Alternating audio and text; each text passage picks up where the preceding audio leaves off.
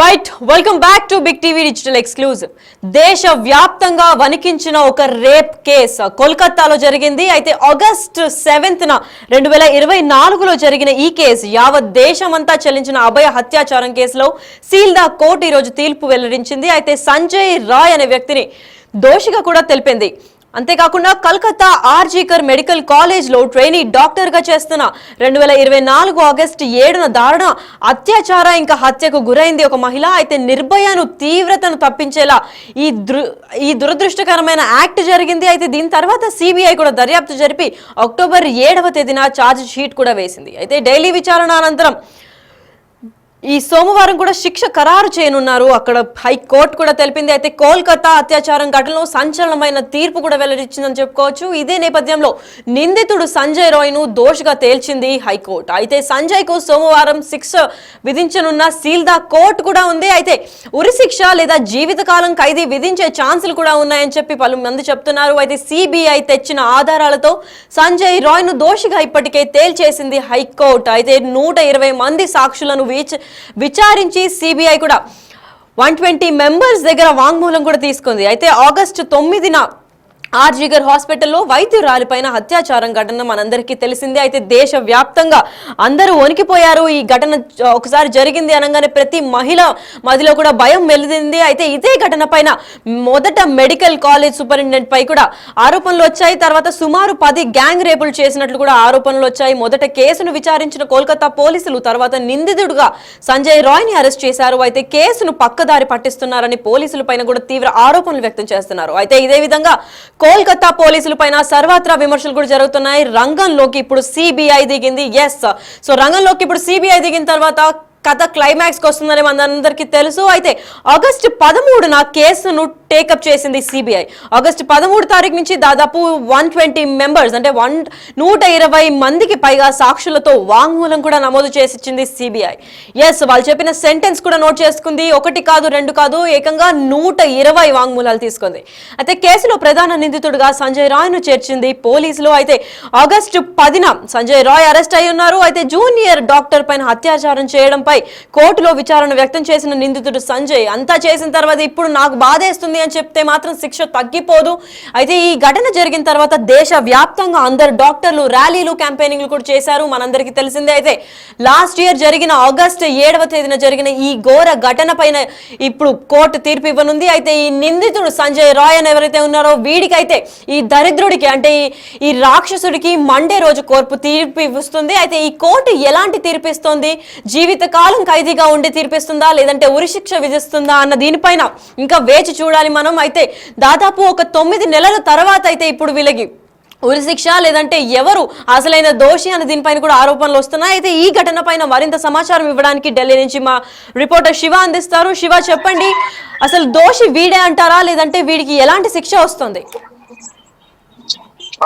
కోల్కతా హత్యాచార ఘటనలో సీల్దా కోర్టు సంచలన తీర్పు వెలువరించింది. నిందితుడు సంజయ్ రాయ్ ను దోషిగా తెలుసుకో కోర్టు తీర్పు అంటే ఉరిశిక్ష లేదా జీవిత విధించే ఛాన్సెస్ కనిపిస్తున్నాయి. ఎక్కువగా ఇటు సిబిఐ కూడా మరణ శిక్షకే ఎక్కువగా రిఫరెన్స్ ఇచ్చినట్లు వాళ్ళు ప్రధానంగా కోర్టు ముందు మరణ శిక్ష విధించాలి సంజయ్ రాయ్ కు అనేది ప్రధానంగా సిబిఐ తమ వాదనలు వినిపించింది. మొత్తం ఈ కేసు అంటే గత సంవత్సరం ఆగస్టు 9వ తేదీన డ్యూటీలో ఉన్న డాక్టర్ పై జూనియర్ డాక్టర్ పై మెడికల్ కాలేజ్ లోనే అక్కడే మరొక డ్యూటీ చేస్తున్న సంజయ్ రాయ్ ఘోరంగా అత్యాచారం చేసి హత్య చేసిన ఘటన సంచలనం సృష్టించింది. తర్వాత దీనికి సంబంధించి పోలీసుల దర్యాప్తులు పురోగతి నేపథ్యంలోనే సిబిఐ 13వ తేదీన అంటే ఆగస్టు 11వ తేదీన కేసును సిబిఐ టేకప్ చేసింది. దాదాపు 120 మంది సాక్షులను దీనిలో విచారించి అత్యాచారం కానీ హత్య జరిగిన సందర్భంలో హాస్పిటల్ ఎవరు వచ్చారు ఎవరు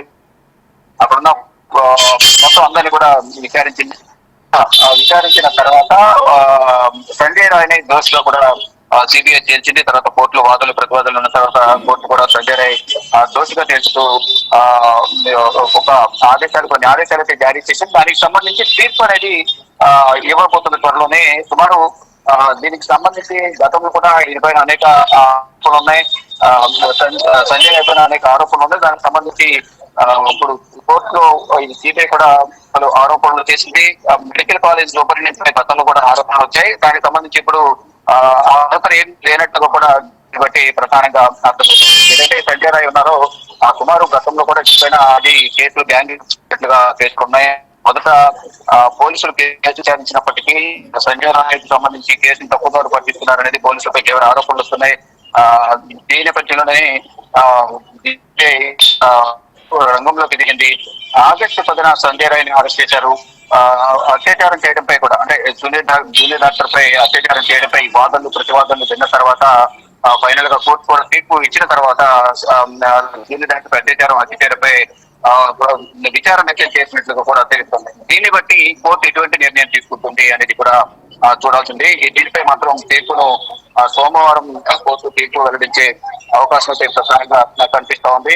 అంటే జీవిత ఖైదునా లేకపోతే మరణ శిక్ష, సిబిఐ అయితే మరణ శిక్షకు వేయాలి సంజయ్ రాయ్ కు అనేది, అంటే భవిష్యత్తులో ఇటువంటి ఘటనకు పాల్పడే వరకు ఒక గుణపాఠంగా మారాలి అనేది ప్రధానంగా సిబిఐ విచారణలో భాగంగా అనేక మంది ఉరిశిక్ష తీయాలనేది కూడా ప్రజల నుంచి ఎక్కువగా డిమాండ్ వినిపిస్తోంది. దానిలో భాగంగానే సిబిఐ కూడా తన ట్రాక్ రికార్డు నేర చరిత్ర అంతా కూడా చూసిన తర్వాత మరణ శిక్ష విధించాలనేది ప్రధానంగా సిబిఐ కూడా తమ వాదనల ద్వారా శ్రీల్దా కోర్టులో ఏదైతే జిల్లా కోర్టు ఉందో కోల్కతాలో శ్రీల్దా కోర్టులో వాదనలు వినిపించారు.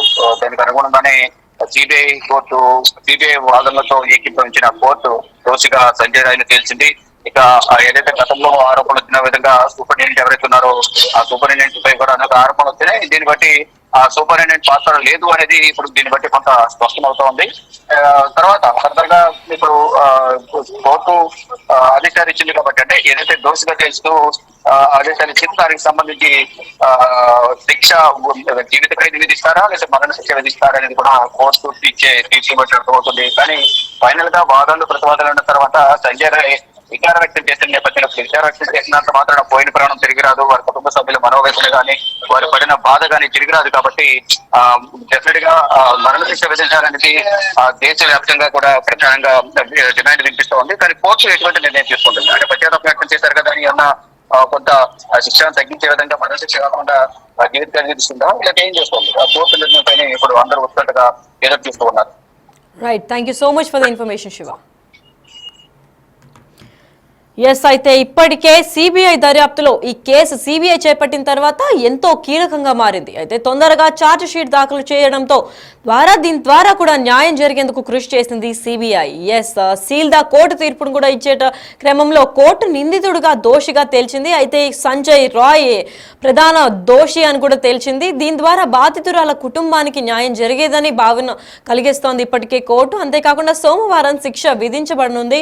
ఈ కేసులోని తీవ్రతను దృష్టిలో ఉంచుకొని కఠిన శిక్ష విధించాలని సమాజం కూడా కోరుతోంది.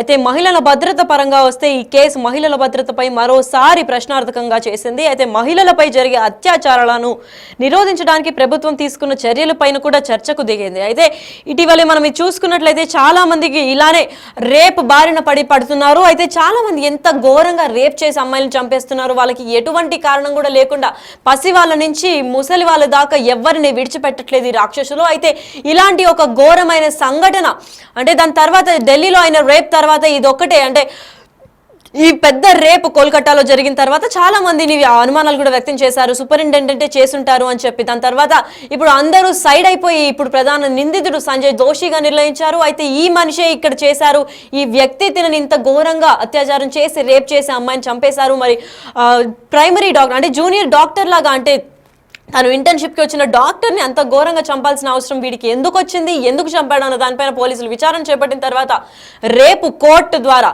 అంటే సిబిఐ సీన్లోకి ఎంటర్ అయింది కాబట్టి ఈ కేసు కూడా క్లోజ్ చేయనున్నారు. అయితే రేపు సీల్దా కోర్టులో వీడికి ఏం తీర్పు ఇస్తారో అని చూడాలి. వాడేనా దోషి, అసలు ఉరిశిక్ష వేస్తారా, లేదంటే వీడి ట్రాక్ రికార్డ్ ఇది ఫస్ట్ టైం చేసిందా, లేదంటే ఇంకా ఎన్ని ఘోరాలు చేశాడు వీడు, మొహం చూస్తుంటేనే చాలా అత్యాచారాలు ఇంకా హత్యలు చేసినట్టు తెలుస్తుంది. అయితే వీడి ట్రాక్ రికార్డులో ఇంకా ఎంతమందికి ఇలా అన్యాయం చేశారు అని చెప్పి దాన్ని పట్టి వెల్లడించి కూడా పోలీసులు ఇంకా హైకోర్టు కూడా ఎటువంటి శిక్ష వేయాలి అని చెప్పి నిర్ణయించుకునే విధానం కనిపిస్తోంది. అయితే ఇదే నేపథ్యంలో ఉరిశిక్ష వేయాలా లేదంటే జీవిత కాలం ఖైదీగాని లోపల ఉంచాలా అన్న దీనిపైన కూడా చర్చ కలుగుతోంది. అయితే అందరూ బాధితురాల సైడ్ ఒక డాక్టర్ కాబట్టి ప్రపంచ వ్యాప్తంగా కూడా అవేర్నెస్ కల్పించి క్యాండిల్స్ వెలిగించి క్యాండిల్ మార్చ్ ఇంకా క్యాంపెయిన్స్ కూడా చేయడం జరిగింది. అయితే ఎంత చేసినా కానీ పోయిన ప్రాణం అయితే రాదు, డాక్టర్కి జరిగిన అన్యాయం అయితే ఎవరు తీర్చలేరు. కాబట్టి ఈ ప్రధాన నిందితుడికి ఎలాంటి శిక్ష కావాలి, ఎలాంటి శిక్ష పడితే కరెక్ట్ అనుకుంటున్నారో మా కమెంట్ రూపంలో తెలపండి.